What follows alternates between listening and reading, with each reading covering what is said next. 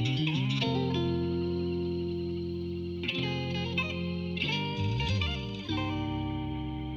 right. Well, welcome today to HIPAA compliance and engaging IT professionals. The information that's going to be discussed and presented today through discussion and in the slides is not intended to be legal or consulting advice.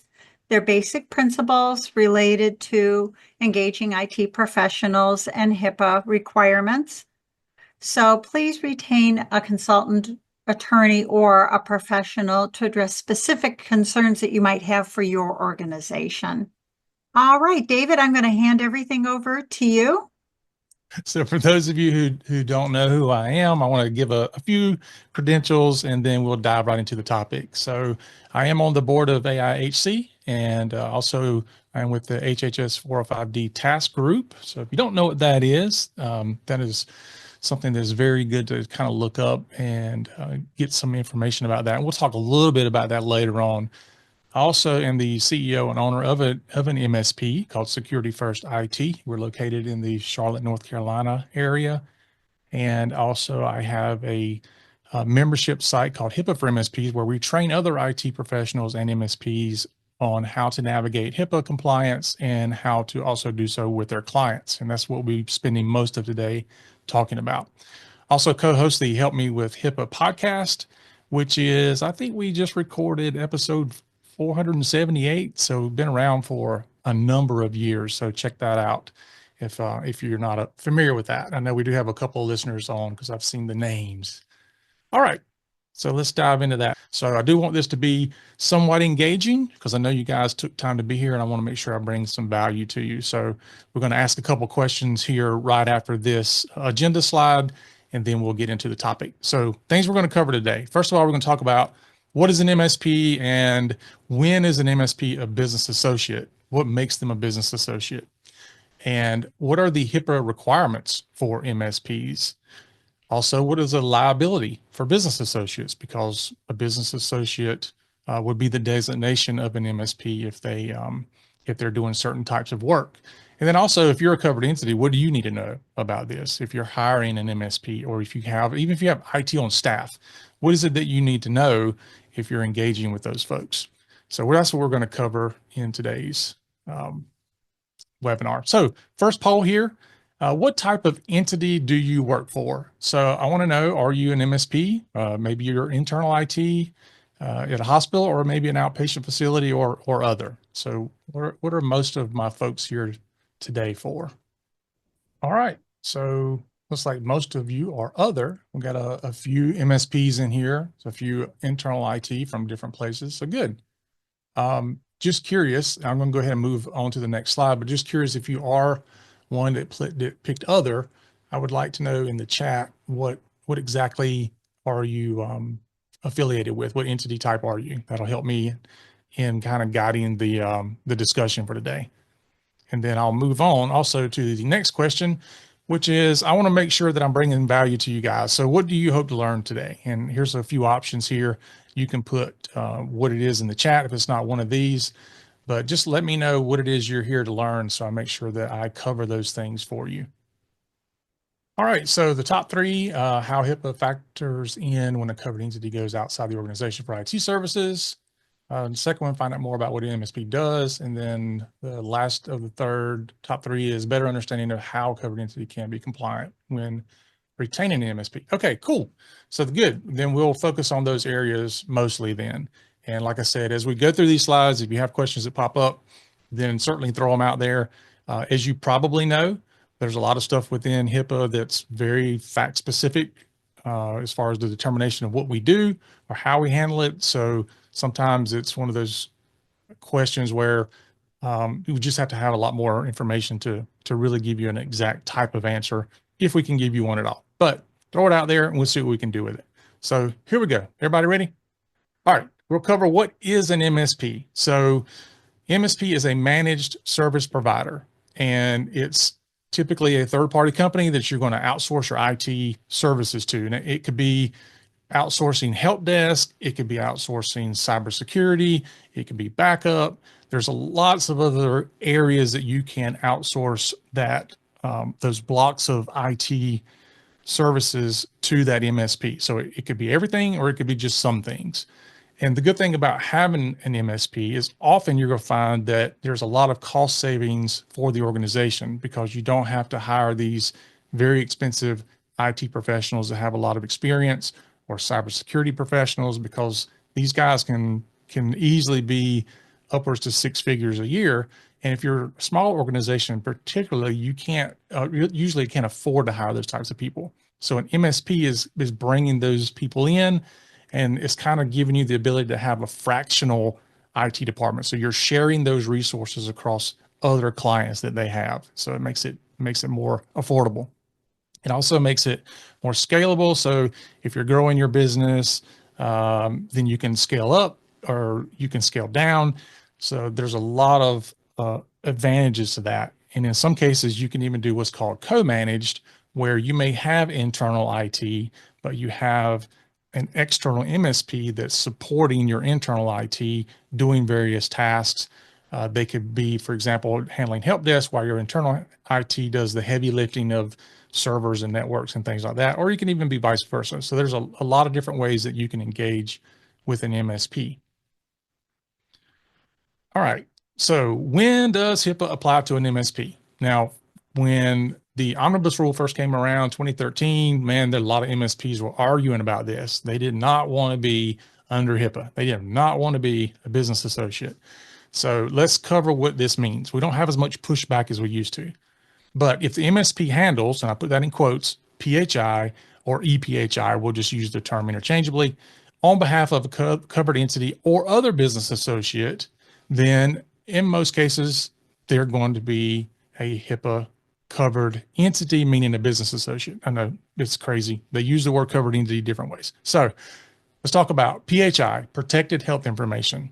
So if a MSP is doing anything to create, receive, maintain, or transmit PHI on behalf of a covered entity or another business associate, that makes them a business associate to that covered entity or other business associate. Basically, it just means they fall under HIPAA. Where this gets kind of dicey is oftentimes an MSP might say, well, we're not creating PHI and we're not receiving PHI and we're not really maintaining PHI specifically, like we're not getting into your EHR. And so there's some arguing about whether or not this applies to them. Here's the kicker though, is that OCR has made it very clear that just because you don't have just because you don't access to PHI doesn't mean that doesn't make you fall under HIPAA. If you have some type of access to it, whether you access it or not, that's the thing. You're maintaining either the systems or the database or the computers or the servers or something where that where you're maintaining that PHI or you're transmitting it somewhere. And this happens oftentimes where an MSP is providing backup services. So they're transmitting that EPHI from location one to location two. And oftentimes it never actually passes through the MSP, but because they're reselling that service and they're maintaining that backup service and they resell that vendor to you, then they become part of that chain and therefore they're a business associate. And so they have to do everything that is required of a business associate. And this is one thing that I see sometimes is the MSPs will say, well, if you just don't sign the business associate agreement, then HIPAA won't apply to you. Well, that's false. That is not the case. Signing the business associate agreement or not signing it, either way, doesn't make you a business associate. It's the work that you do for the covered entity or other business associate that makes you a business associate. Not signing the BAA actually puts you and the other covered entity both in a state of breach, meaning every single day you don't have a business associate agreement in place, you're in trouble. You got some problems. So you definitely need to sign one. The other kind of myth that floats around is, well, if you just sign the business associate agreement, that's all you really have to do. And I have often heard MSPs say, just sign the business associate agreement and follow, the NIST cybersecurity framework or security best practices. And that's all you need to do. The problem with that is that security is not compliance and compliance is not security. They are two very different things, and they kind of go hand in hand, but you can't do one and then have the other. As an example, you could put a lot of security in place and you're well protected, but you're not following everything that the compliance frameworks say you need to have in place. You're not doing the policies and procedures, and you're not looking at the privacy rule and all those types of things. And then on the other side of it, you could just say, we're just going to follow compliance, but compliance might actually make you, if you're just doing compliance, you might not be that secure because you're only doing the, what I call check the box compliance. So you're not really looking at things from a security standpoint, which is why we have to do a security risk analysis to figure out what it is we need to secure, where is it at, how we're going to secure it, and all those types of things. All right, so let's take a look at the next one. So HIPAA applies to you. You're an MSP, or you're looking at hiring an MSP or outsourcing to an MSP. So now you know there's a high likelihood that the MSP is going to fall under HIPAA. So now what? First of all, as we mentioned, make sure that you do enter into a business associate agreement with that MSP. Or if you are the MSP, make sure you're into a BAA with your covered entity or even your downstream business associates.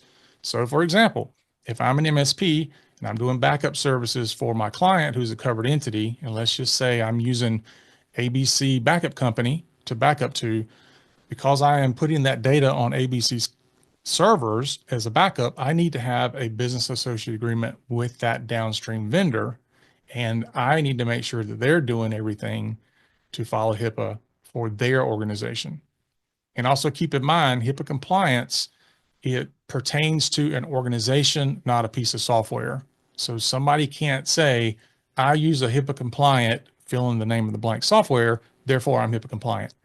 Your software can be used in a HIPAA compliant manner, but HIPAA compliance is something that pertains to the organization and what it does to maintain the confidentiality, integrity, and availability of PHI, among other things. So let's look at the next one. So they have to implement appropriate safeguards.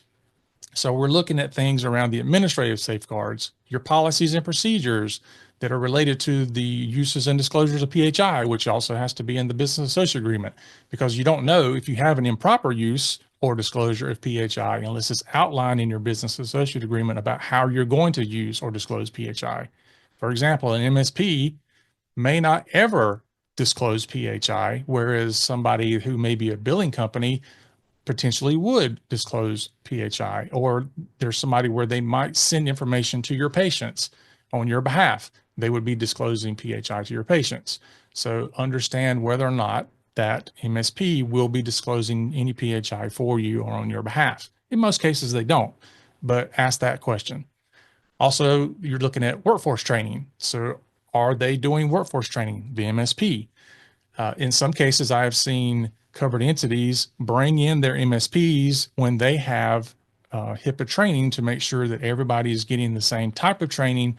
And then they make sure that their MSP is being trained not just on their own MSP policies and procedures, but that the MSP understands their policies and procedures as a covered entity.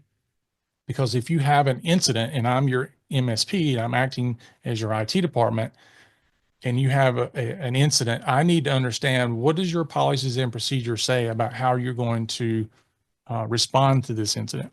And so one of the things I like to do, and I recommend you guys do this, is if you do engage with an MSP, that you do have conversations with them about what your policies and procedures are that are related to IT functions. So it could be anywhere from how you're going to manage your security, how you're going to manage workstations. We'll cover a lot of that in a few more slides, but have those conversations, give them those policies and procedures so that they can look at them.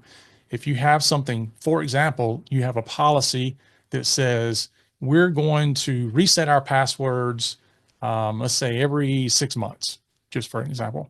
If your MSP is managing that and they set your passwords up to be changed every year, then now you've got a policy and a procedure sitting there that is not being followed.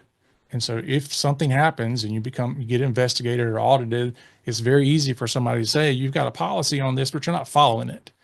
So you want to make sure that your MSP or your IT folks understand what your policies say so they can follow those things for you.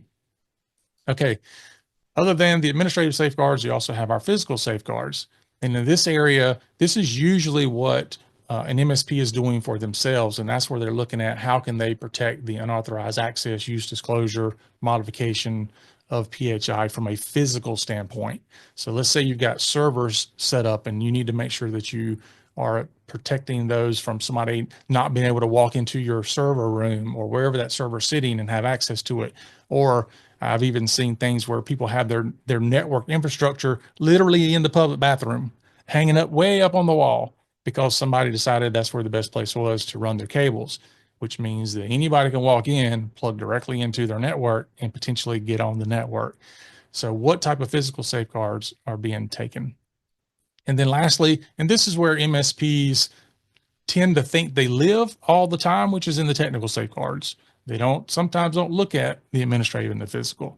So the technical safeguards actually is the smallest piece of HIPAA when you look at the broader picture of it. This is a really tiny piece of it. And this is where MSPs live mostly. So they're looking at the electronic things that they do, the technical aspects of how to protect ePHI from unauthorized access, use, or disclosure or modification. So remember, you're protecting the confidentiality, integrity, and availability of that PHI. And that's typically where they live. And that's the things they like to talk about most. But first and foremost, what we need to do is we need to conduct a risk assessment. And pro tip, OCR has a SRA enforcement initiative going on. So if you don't know that, they've had some other initiatives going on about right of access, and that is still happening, but they've added this one. Now, to my knowledge, there's not been anything yet announced as far as any enforcement that's taken place. But just a few months ago, they announced that they are going to start doing a SRA enforcement initiative, which means if you've not done a security risk assessment, they're going to probably make some people look bad, to make a point. So let's pause on this slide for just a moment because there's a couple things I want to talk about. First of all, the importance of your MSP that you're outsourcing to or your internal IT, the importance of them knowing HIPAA and what HIPAA requires is important. And just as an example, let's say you have a cyber attack and you want to do a response to that cyber attack. Oftentimes what I see is the organization, you got a cyber attack, everybody's freaking out. And so somebody comes up to the MSP and they're like, we've got a cyber attack happening. We need the pain gone and we need to be back up and running as fast as possible. Now, if you don't know HIPAA, you could make some very serious mistakes responding to this, because when you look at what HIPAA is asking us to do when there's something like that, it's first of all saying that we have to execute a response to mitigate the problem, but we also have to look at what does our contingency plan say? What does our policies and procedures say of how we're going to respond? We might also have to report the crime to certain agencies. We may have to get the FBI involved. We may have to call our local counsel that we have, whoever's providing your legal counsel. You may have a compliance firm or a breach firm that is helping you through this. There's a lot of things that may need to happen. You also may have to report this to other agencies that may be doing things like information sharing. And then you've got to do an assessment to figure out what's actually going on. Is the PHI, has it been breached? Do you even know if it's been breached? And one problem that can happen is if you have an IT person or an MSP come in and they say, well, we can just do what we call in the IT industry nuke and pave, which means we're going to erase the entire computer, reinstall the operating system, and get you back up and going as quickly as possible. If you do all that, you're not just erasing Windows or the operating system, you're also erasing all your evidence, which means you potentially can't prove whether or not the PHI was actually used or disclosed improperly, which means, and if you can't prove it, then the default termination is that it did happen.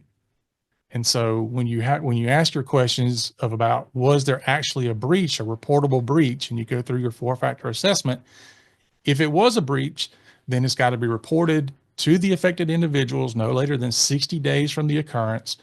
If the breach affects 500 or more individuals, the entity must report to OCR and the media as soon as possible, but no later than 60 days after the occurrence. And if the breach affects fewer than 500 individuals, then you've got to notify OCR no later than 60 days after the end of the calendar year. Or I like to tell people just do it by the end of February because, leap year. So you never know. If there's not a breach, then the entity needs to document and retain all the information that it considered during the risk assessment and during the attack, and include how you determined that no breach actually occurred. That's going to be very important. And I have seen MSPs get in arguments with me about this reporting. Some people believe that, and I think they get this because of the OCR, we'll call it wall of shame. Can we call it that? It only shows reports of breaches that are 500 or more. So some people think because it's only showing that you don't have to report anything under 500, which is not true. You have to report even if it's one single record, it still has to be reported. And there are incidents that you can certainly find where covered entities got in trouble for a breach of one record. So it goes all the way down to that. Okay. Any questions come in so far, Joanne? Am I good to go? No questions so far. Okay. Just people listing their background, which is wonderful. Lots of privacy officers, quality, compliance. Here is a question from Carlos. Does the OCR mandate that organizations do their own SRA or can they outsource? Okay, fantastic question. You can do your own or you can outsource. You can do either one. They actually have a tool. It's an SRA tool that they put out, and as a matter of fact, there's a new version of it coming up here in the next few weeks or so that they had a webinar on last week. And so, if you want to do your own SRA, you can certainly do that. However, um, my experience has been that when you deal with people that do SRAs on an ongoing basis, they tend to be a lot more thorough.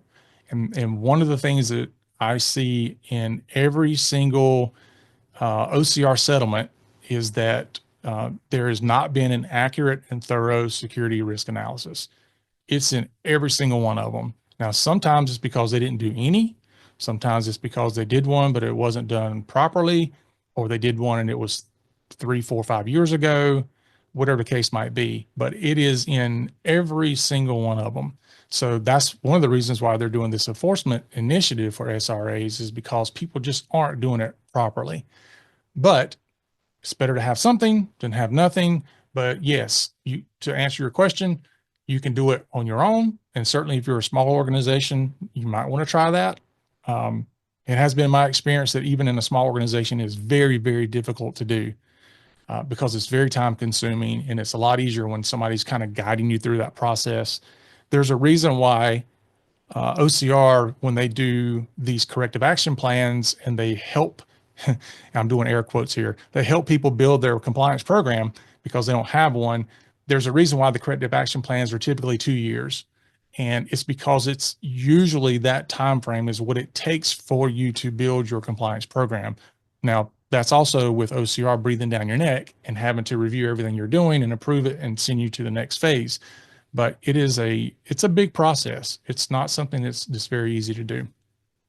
David, we have another question. Jessica asks, can you think of any companies offhand that SRAs can be outsourced to? For example, does Price Waterhouse perform them? I don't know about Price Waterhouse. Yeah, there are a good bit of companies that you can outsource to. One that I do a lot of work with is called Cardon, Kardon. We do a lot of work with Cardon, and they do those things, and they help you through that process. I can give you some warning signs, like what to look out for as far as whether or not they're doing a good job for you or not. One thing that you really can't do is you can't just hand that over to somebody and say, "Here, I want you to do the full SRA. Just let me know when you're done and give me a binder to put on a shelf." I don't see how you could possibly do that because it takes so much interaction and information gathering from the organization that you can't fully outsource that. And so you need somebody that's going to say, these are the things that we need from you, and we'll get that stuff and we'll help you to the next phase. And oftentimes there's also a lot of policies and procedures that need to be created. Um, I am, I am not a fan of templates only because most people misuse templates. They grab them and then they just say we have the policy and we put it on the shelf. And I've even seen cases where you pull out the binder that has their policies and procedures in there, and you'll see at the top of it it says enter your name here. Well, they haven't even gone through the templates to change the enter your name here to the name of their practice.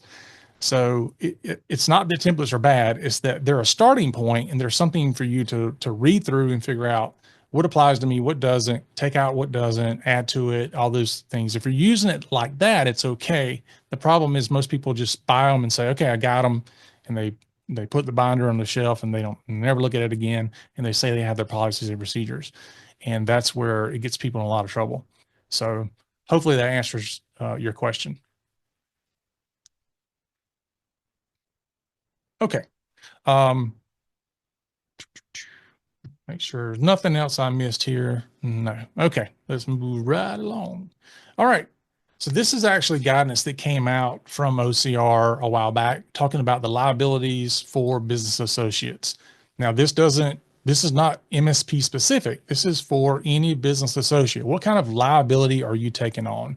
So one is if you fail to provide the secretary with records and compliance reports, or if you don't cooperate with any kind of investigation or review, you don't permit access, all those types of things, should there be an investigation, then obviously, you're in trouble. You've got some liability going on. Here's an interesting one. If you take any retaliatory action against an individual or other person for filing a HIPAA complaint, participating in an investigation or other enforcement process, or opposing an act or practice that is unlawful under the HIPAA rules.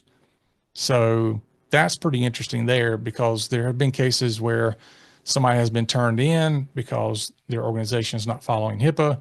And if there's any kind of retaliatory action, that could be bad news. And remember now, when we're talking about HIPAA, you got to remember the quote unquote HIPAA police are from OCR, the Office for Civil Rights. So it is a civil rights violation when you have a HIPAA violation. Sometimes people don't connect those two things, and so they're looking at both. So failure to comply with the requirements of the security rule, that should be fairly easy to understand. Failure to provide breach notification to covered entities or other business associates. And I would say also that if you don't provide those breach notifications within a timely manner, for some reason, there's been a rash of breach notifications that have been going out way past 60 days here lately that's been showing up in the news. And those things don't end well for folks. Impermissible uses and disclosures of PHI. So is there some use or disclosure of PHI that MSP or business associate in general that they're doing that they're not supposed to be doing? So that's where your BAAs come into play, where they understand what that is. David, can you go back? Sure. Where am I going back to? This one? Yes. Okay. Lynette has a question regarding number 1 on this slide. It's her understanding that it is the covered entity's responsibility to provide the secretary with information about breaches and incidents. Can you explain? Are you referring to like breach notifications? About breaches and incidents, yes. It can be. That's what I'm getting from her. That is something that the business associate agreement can spell out. So it is not uncommon for a covered entity to say, if there is a breach and the breach is caused by said business associate, that business associate will be the one that will notify patients and or OCR and will also pay for breach notification costs. That's not uncommon. So Is it the covered entity's responsibility? Yes. Can they contract with the business associate for them to do that in certain cases? Yes. Okay. Did I hit it? I think so. She's thanking you for explaining. Okay. I would, my recommendation on something like that is be careful with that. If you have to take in consideration, do you want your business associate notifying patients or OCR on your behalf? You can certainly do that. And in fact, I got a notification letter in the mail a couple weeks ago. It's from an insurance provider that I buy insurance from. And it was a third party data processing company that sent me the letter that said they had a data breach and I was caught up in that data breach. And so in this case, the business associate is the one who contacted me with a letter. Inside the letter, it said who the other business associate or covered entity was. Well, business associate in this case. So they did outsource that notification piece. And again, like I said, that's something we're seeing more these days. Used to, that wasn't something that happened.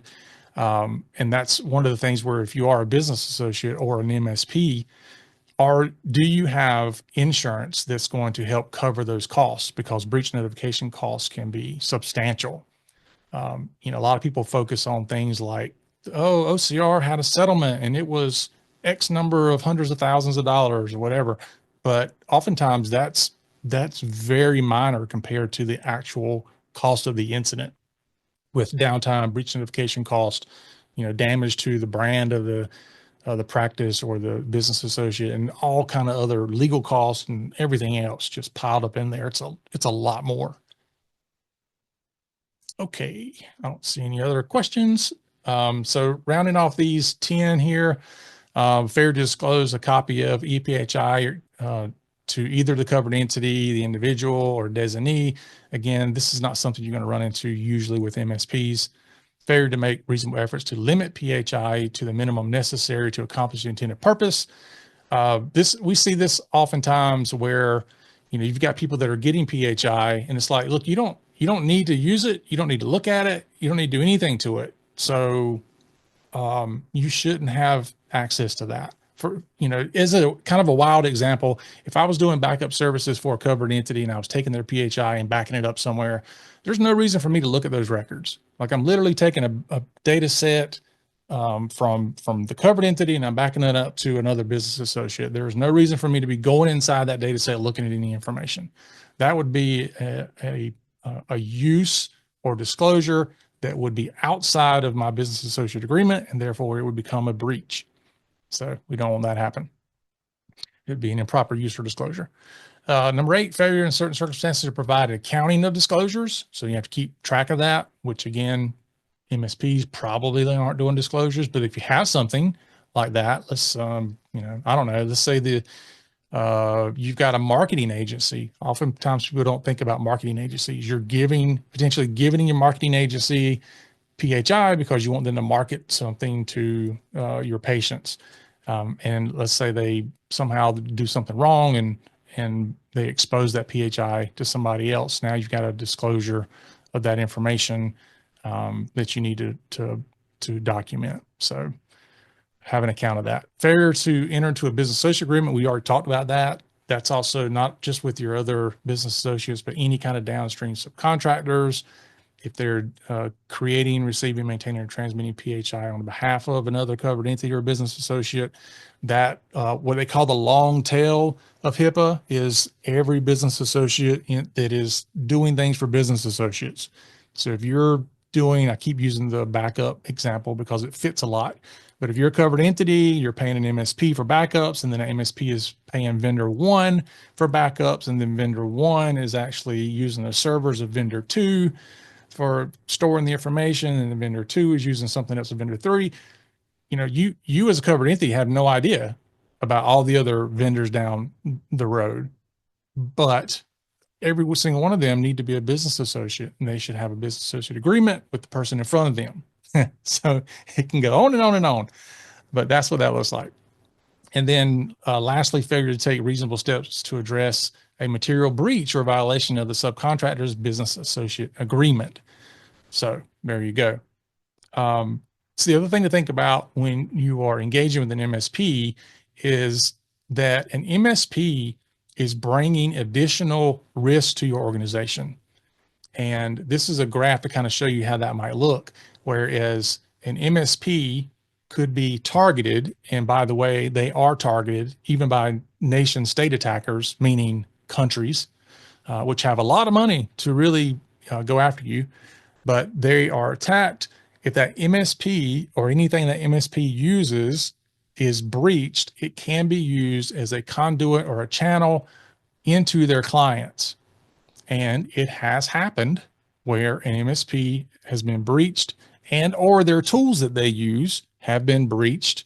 And some of you probably have heard of some of these, but they have been breached. And because of that, their end users or their end clients then had a data breach or a breach of their systems that happened.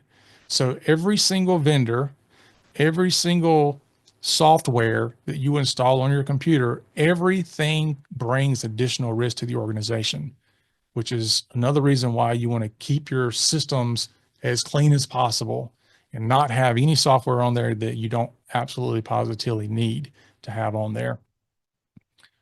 So here's kind of some examples here. These are some screenshots I took. So CISA has, risk considerations for managed service providers, or excuse me, managed service provider customers. Came out in 2021. You can find that online. So it tells you what some of the risks are and what you need to consider when hiring somebody. Also, the NSA and CISA put out mitigating risk for managed service providers in cloud environments, because everybody to some degree is pretty much in the cloud these days. And some of the more notable MSP related breaches back in 2020, most of you probably remember the SolarWinds Orion hack, because it was, major news and it hit the government and everything else. But it affected over 18,000 organizations, and 28% of those were MSPs that it affected. In 2021, Kaseya, VSA, which is Kaseya is a big vendor in the IT space, they had a ransomware attack. It impacted 1,500 organizations and 40 MSPs. And we'll talk about that in just a second. In 2019, there was an incident where a mid-sized MSP with about 80 clients was hacked, and it resulted in the crypto locking of all of their clients' endpoints and servers. Not fun at all. So everybody, every MSP is bringing some risk to your organization, which is why you have to identify what additional risk is that vendor bringing in, and are we mitigating those risks down to an acceptable level. And if you want to hear this story, if you go to the Help Me with HIPAA podcast, episode 422, we actually interview the MSP that was part of the Kaseya hack. And this guy in his MSP, as you can see here in this post here, that in less than 2 hours, it encrypted all the files on every computer across 81 customers, including the MSP itself, which is 200 locations across 4 time zones and about 2,500 endpoints, of which 250 of those were servers. And every single one of them was ransomed. Very, very, very bad day for this guy. Luckily, there was a lot of people within the MSP community that stepped in to help him out. Not just other MSPs, but some of the vendors in the space. But when we interviewed him, it had been 3 years later, and he still says he's feeling the effects of that incident. That's how long the echo of that effect of that incident has been. All right. I don't see any other questions, so we'll move right along. So one question I often get is, okay, what are we supposed to do? What should we be doing for cybersecurity? How do we know if our MSP is following, the proper security guidelines, and how do we vet the vendor and things like that? Well, we actually did a webinar. The last webinar I did for the American Institute of Healthcare Compliance was on supply chain risk management. So go grab that webinar if you was not there, and listen to that. We talk a lot about the supply chain risk management guide, which you can find. All this information is free online. So go grab that, and it's specifically for the healthcare and the medical supply chain. So go get that. That'll give you a lot of information about how to do risk management of anybody in your supply chain, not just MSPs. So go grab that guide. Also, I mentioned earlier that there's the 405D that I'm a part of. Well, 405D is also the group that puts out the healthcare industry cybersecurity practices. So anytime you see healthcare industry cybersecurity, it's HIC. There's all kind of other guides. So HICP is healthcare industry cybersecurity practices. Then you got other guides that start with HIC. So there's a lot of publications that group puts out. In particular, the HICP, which is short. The short version of that is called HICCUP. So you can go grab that online at 405d.hhs.gov. There was an update that came out last year on that, and we're constantly putting out information and reviewing and updating and things like that.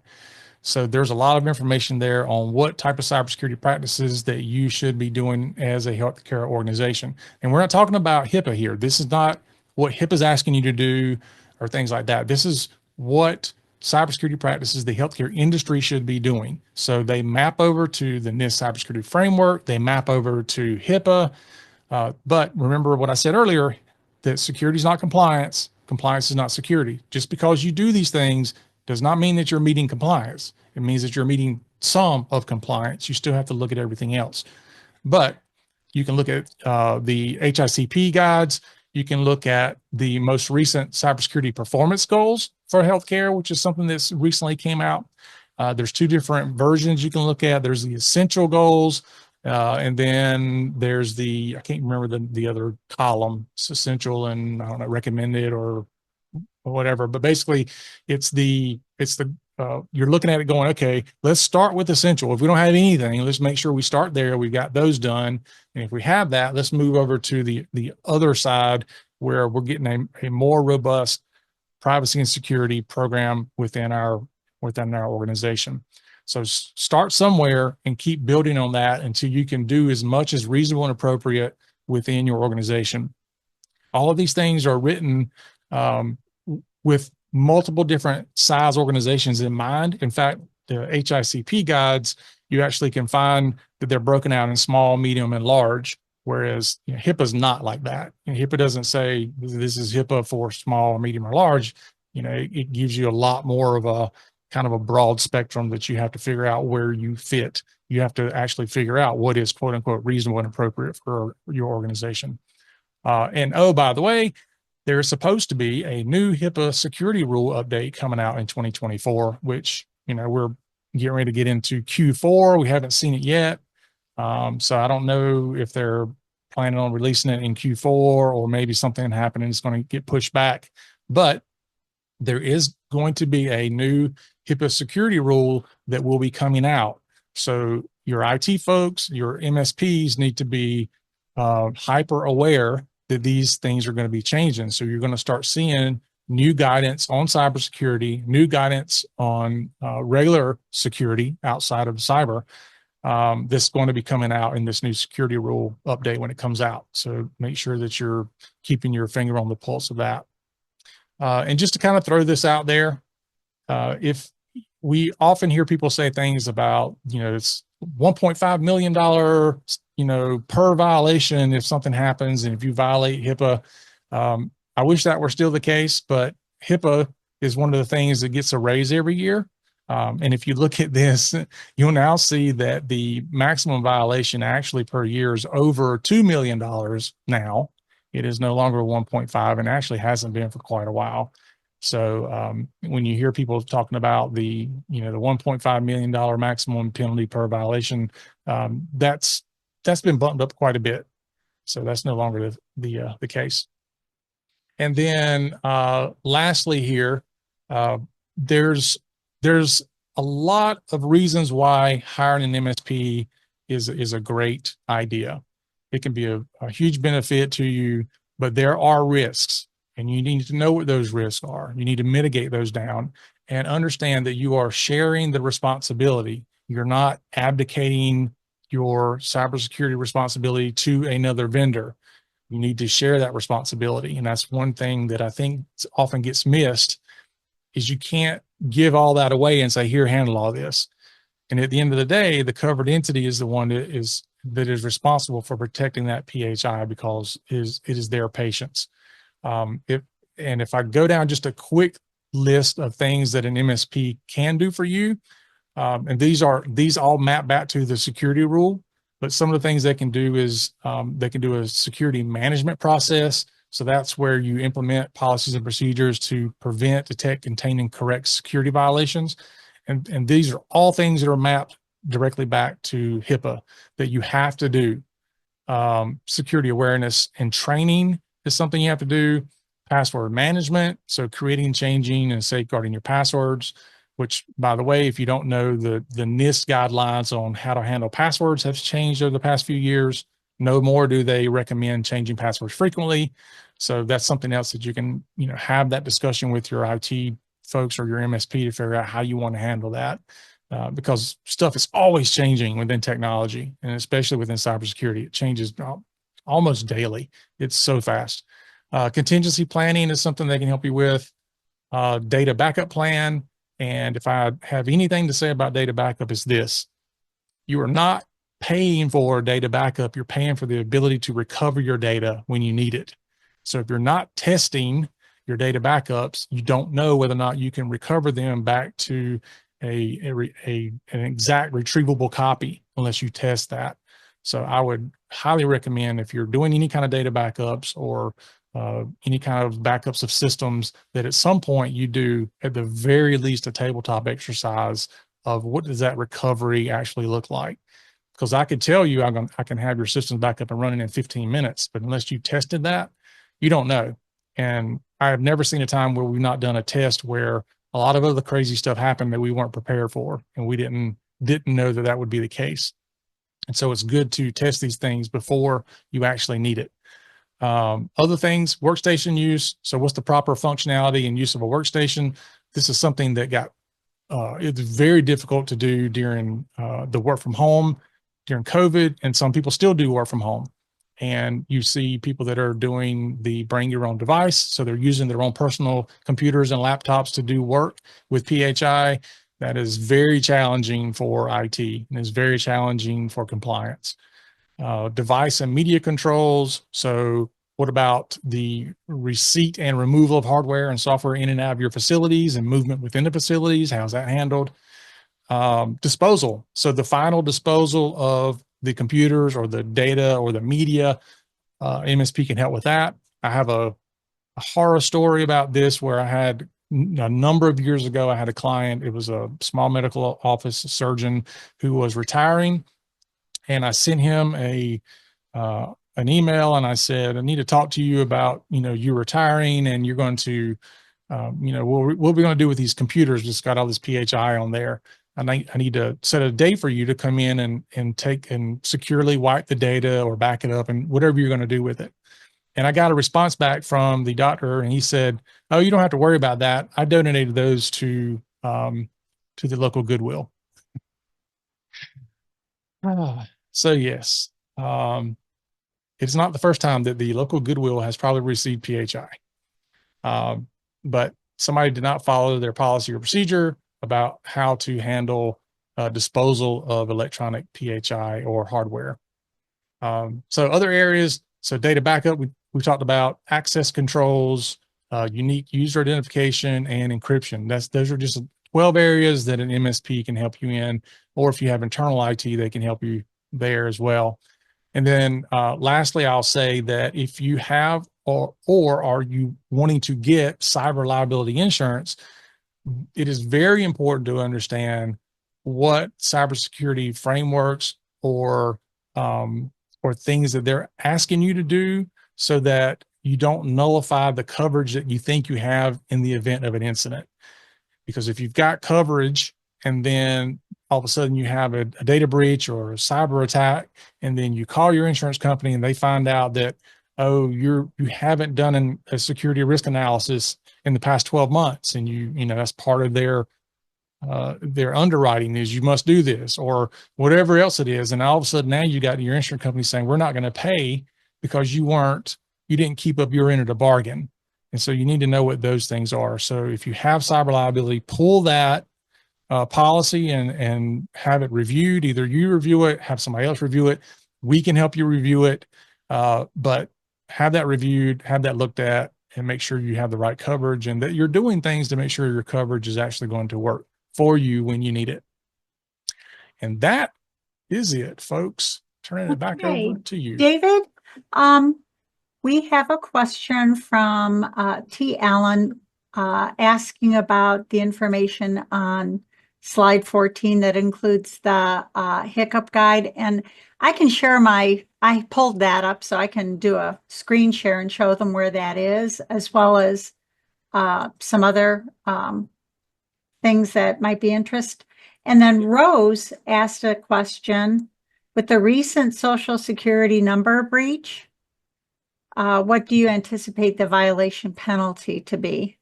Did you hear about that? I noticed, yeah.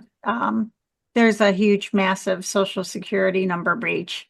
I don't think I've heard about that one specifically. I know that there was recently the National Public Data breach, which they're saying basically everybody's information across the United States got breached on that one. But I don't know any details on the Social Security breach. And the violation penalty part, I mean, there's so many factors on that. It's hard to say. Even if it's something where OCR gets involved, there's so many factors they look at to determine what the penalty is going to be, because they don't want they're not going to fine you out of business. And so they're going to literally pull your financials and they're going to look at all kind of stuff to make that determination. But I've seen things where I thought the fine should be a lot higher and they're pretty low. And I've seen things that have been low that it just depends. There's just a lot of factors involved in that. And I've talked to OCR investigators quite a bit and asked them these types of questions. And there's a lot of factors that go into it, and they can't even tell you until they bring in all the information and they make determinations based on, what have you been doing? What have you done? How seriously are you taking HIPAA and privacy and security? Have you tried to do things right and you're a victim, you got caught up in something, or you just kind of like HIPAA schmippa, I don't care. I'll just turn it into my insurance if something happens. And then you find out that's not really a great idea. All those things come into play. All right, this is the website David was talking about. It has a lot of good information. And if you're on our listserv and get our newsletters, we often will publish, new things that are coming here, but it's 405dhhs.gov/cornerstone/HICP. There's all kinds of good information on this website. Please take a moment to explore that. And then David's last webinar, this is our YouTube channel, and we have a corporate compliance list. We have webinars and just training videos. Some of the training videos are very short. David's healthcare supply chain risk management webinar that he did for us a couple of months ago is here. And then we have a specific HIPAA playlist as well with some short videos, and we put David's healthcare supply chain webinar on this playlist too. To locate our YouTube channel, if you go to our homepage and scroll down, you just need to click on the YouTube icon, and that will take you to our YouTube page, and then you can go to playlists or look at individual videos. All of this is free, as well as our educational articles, and David has written for us too. We have a blog, and then we have categories. So if you don't want to go through the pages and pages that we have here, if you go to HIPAA or compliance, here's HIPAA, and here are the articles we have specifically on And Joanne, HIPAA. I also need to mention that, AIHC has the CHMSP credential now. So Yes.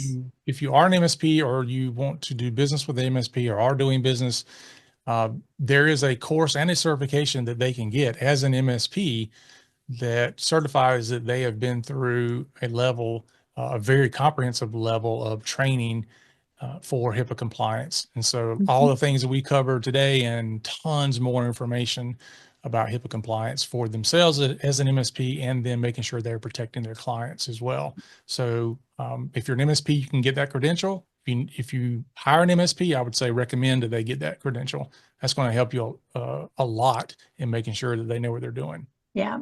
And our organization, the American Institute of Healthcare Compliance, is the certifying body for that credential. And also, the American Institute of Healthcare Compliance is a licensing and certification partner with CMS. How long does the MSP course take, David? That's a great question. I am wanting to think it is somewhere along the line of like 18 hours worth of training. So it's not your 30-minute HIPAA course that you watch once a year. It's very, very comprehensive. And the certification courses we offer for privacy and then privacy/security for covered entities, also for business associates, but it's not specific to MSPs.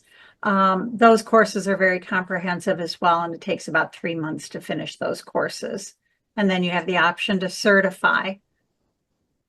All right. Well, thank you everyone for attending, David. Another great webinar. Thank you so much for sharing your slides and your knowledge. Yep. Thank you for having me. I really appreciate it. Okay. Goodbye, everyone. Have a wonderful day.